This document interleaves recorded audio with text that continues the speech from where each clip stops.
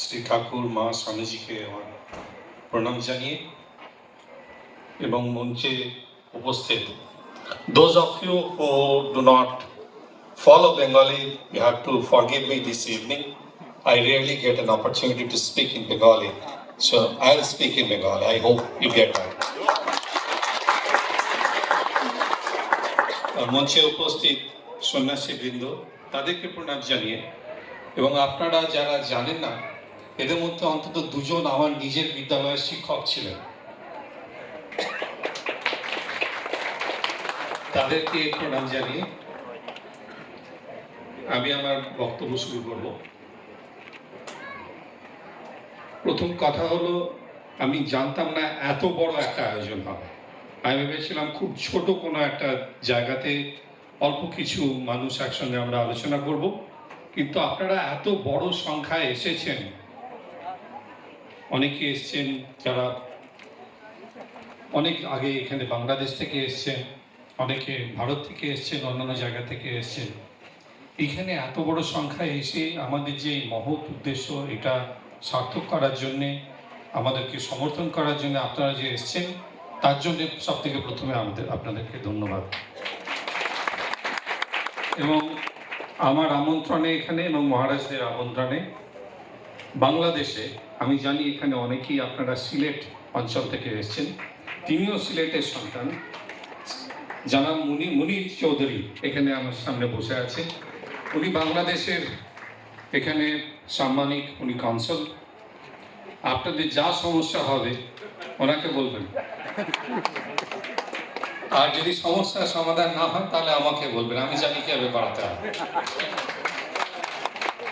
আমি বাংলাদেশের মানুষকে ভালো করে চিনি। চট্টগ্রামে আমি, আমার স্ত্রী, আমরা 3 বছর ছিলাম চট্টগ্রাম এবং সিলেট অঞ্চলে, সব মিলে 15টা জেলা ওখানে। সেই জেলার প্রত্যেকটা প্রত্যন্ত অঞ্চল, ছোট ছোট উপজেলা, সমস্ত কিছু আমাদের খুব পরিচিত। বাংলাদেশের মানুষ আমাদের খুব কাছে, খুব হৃদয়। আসলে বাংলাদেশের মানুষ ভালো থাকলে ভারতের মানুষ ভালো থাকে, ভারতের মানুষ ভালো থাকলে বাংলাদেশের মানুষ ভালো থাকে। এই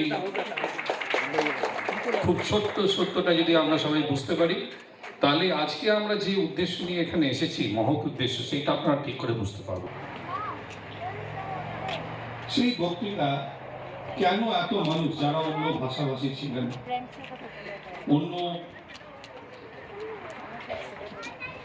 অন্য তারা ধর্ম বিশ্বাস করতেন, সম্পূর্ণ একটা অন্য জায়গা, সম্পূর্ণ অন্য জগতের বাসিন্দা ছিলেন, তাদের হৃদয় কেন স্পর্শ করেছিল?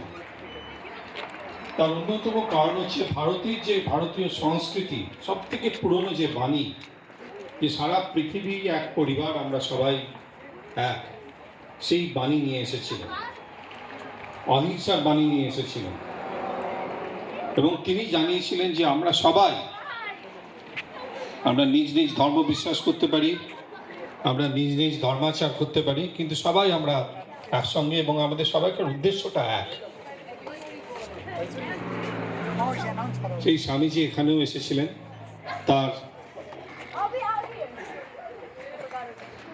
তার চরণ এখানেও পড়েছিল, এবং সেই পুণ্যভূমিতে আমরা আবার মিলিত হয়েছি, এত বড় সংখ্যায় মিলিত হয়েছি, এবং যে কারণে মিলিত হয়েছি সেটা খুব মহৎ। আপনারা যে জায়গাতে এখন অবস্থান করছেন এবং পিছনে যে আপনারা এত বড় একটা পার্কিং এর জায়গা দেখতে পেয়েছেন, অনেক পরিশ্রম, অনেক চেষ্টায় সেটা একসঙ্গে আনা গেছে। এরপরে আপনাদের কাজ, সবাইকার কাজ, এখানে একটা মন্দির করা হবে, এখানে সব মানুষ আসবেন। এবং আপনারা জানেন রামকৃষ্ণ মিশন সবাইকার জন্য খোলা, কোনো বিশেষ ধর্মের বিশ্বাসের দরকার নেই। যারা মানুষে বিশ্বাস করে তারা রামকৃষ্ণ মিশনের কাছে আসে। আপনারা সবাই আসবেন এবং যে সংস্কৃতি আপনারা